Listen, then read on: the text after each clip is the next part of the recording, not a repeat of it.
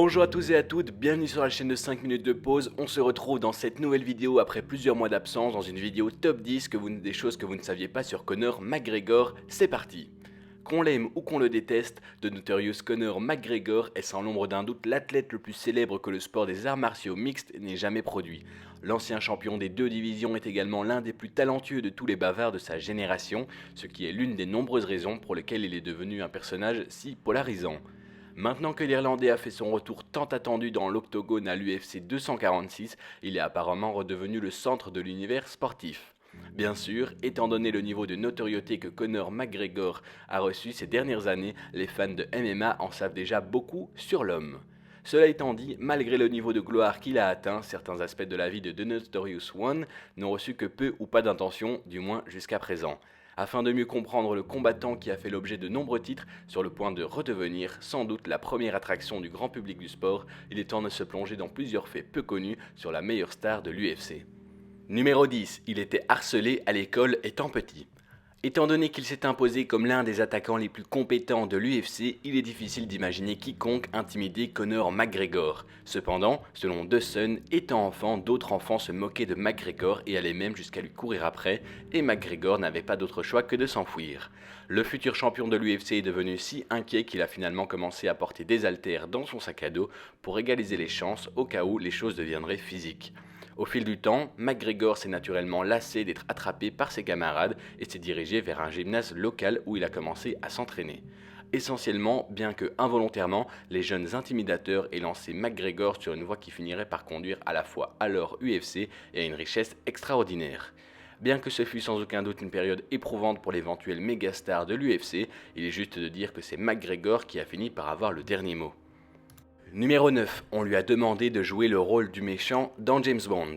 Compte tenu de sa renommée, il est peu surprenant que Conor McGregor n'ait jamais joué dans un grand film ou au moins fait une apparition en camé.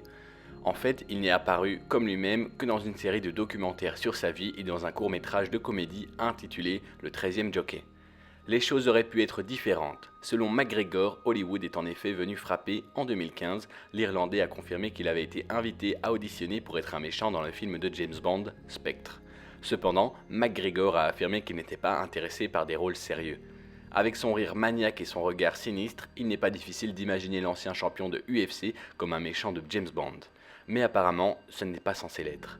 Bien qu'il ne soit pas clair quel rôle on lui a demandé de jouer ou qu'il a spécialement demandé, Monsieur Inks, un assassin musclé joué par Dave Bautista, semble avoir beaucoup plus de sens.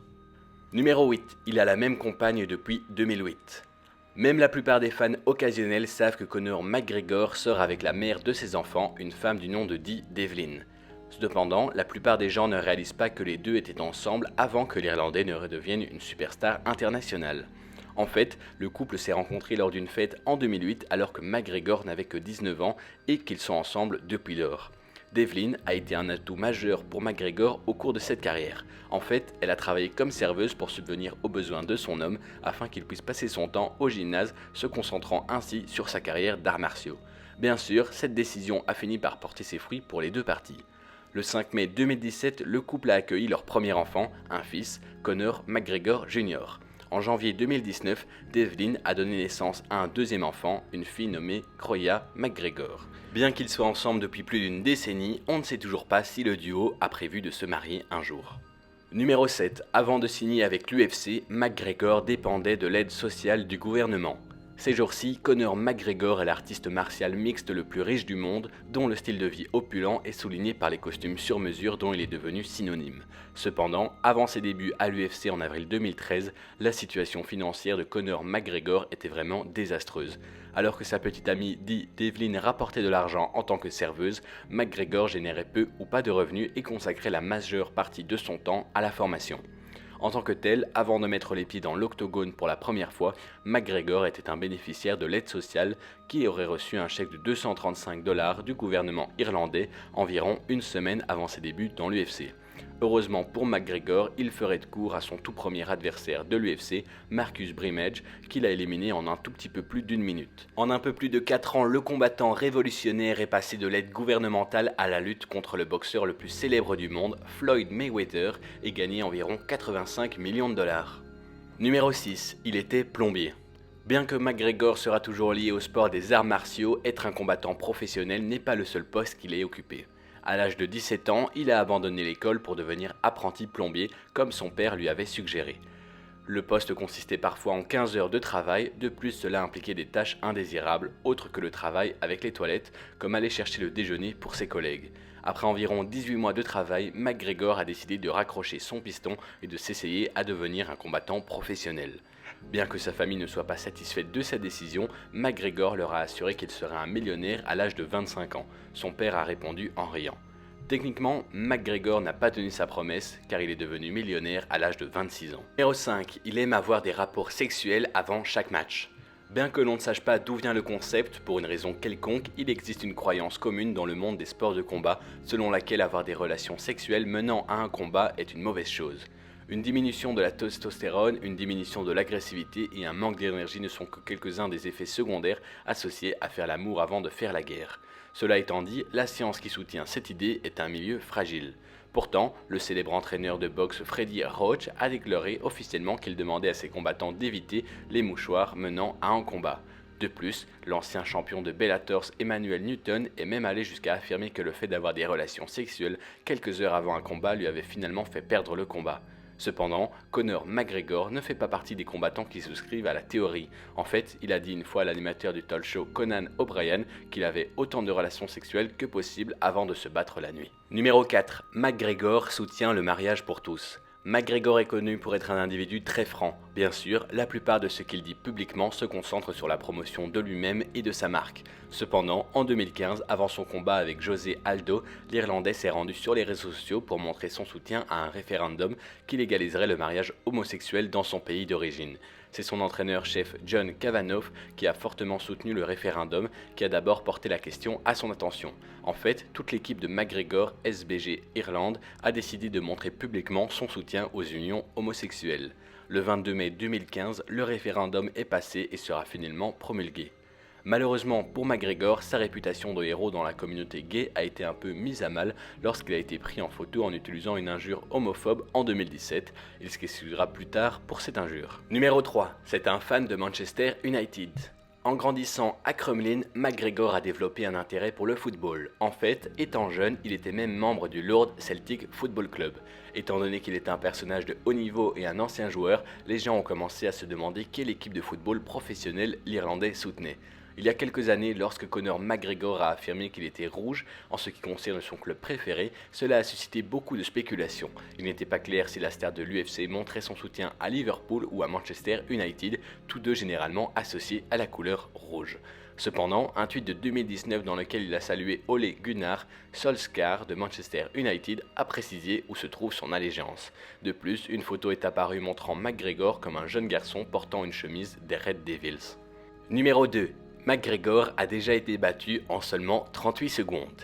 Joseph Duffy est un nom que les fans occasionnels de l'UFC peuvent ne pas connaître. Il est un combattant de Donegal en Irlande qui était un membre de la distribution de la série de réalité Ultimate Fighter saison 12 et se bat dans l'UFC depuis mars 2015.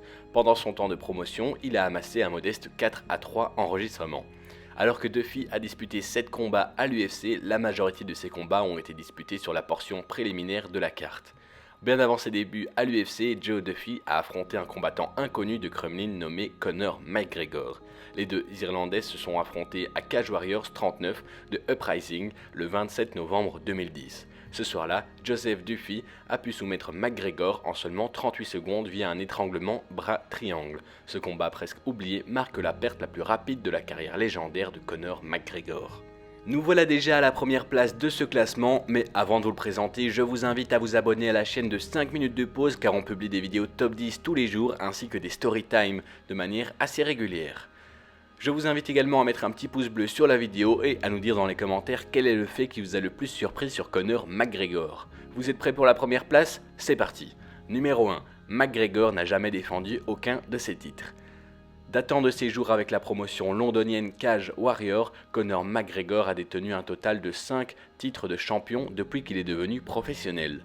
En 2012, il a remporté sa première ceinture, le Cage Warrior Featherweight Championship. Au lieu de défendre le titre lors de l'événement suivant, il montrerait dans une catégorie de poids et se battrait pour et finalement gagnerait le championnat Cage Warriors Lightweight, à savoir poids léger. Avant d'avoir eu la chance de défendre l'un ou l'autre titre, l'Irlandais a signé avec l'UFC. McGregor obtiendrait son premier goût de l'or UFC quand il a battu Chad Mendes à l'UFC 189 pour remporter le championnat intérimaire des poids plumes. De là, il affrontera José Aldo pour unifier les ceintures plumes, ce qui signifierait que la version provisoire du titre était essentiellement dissoute. Bien sûr, McGregor finirait par vaincre José Aldo pour le championnat des poids plumes de l'UFC, dont peut-être sa victoire la plus impressionnante à ce jour. Cependant, avant que quiconque le défie pour le titre, McGregor a décidé de passer au poids léger pour poursuivre une autre ceinture. En conséquence, il serait dépouillé de sa couronne poids plume. Après une paire d'épisodes épiques avec Nate Diaz, McGregor affronterait Eddie Alvarez pour le UFC Lightweight Championship et finirait par gagner le combat via KO au deuxième tour. Encore une fois, le titre de McGregor serait finalement retiré en raison de l'inactivité. Malgré avoir détenu 5 titres autour de sa carrière, McGregor n'a même pas encore tenté une seule fois de défendre son titre. C'est tout pour cette vidéo sur 10 choses que vous ne saviez pas sur Conor McGregor. On espère qu'elle vous a plu. Je vous invite comme d'habitude à laisser un petit pouce bleu et à nous dire dans les commentaires ce que vous en avez pensé. Et nous on vous dit à très bientôt dans une nouvelle vidéo. Salut à tous.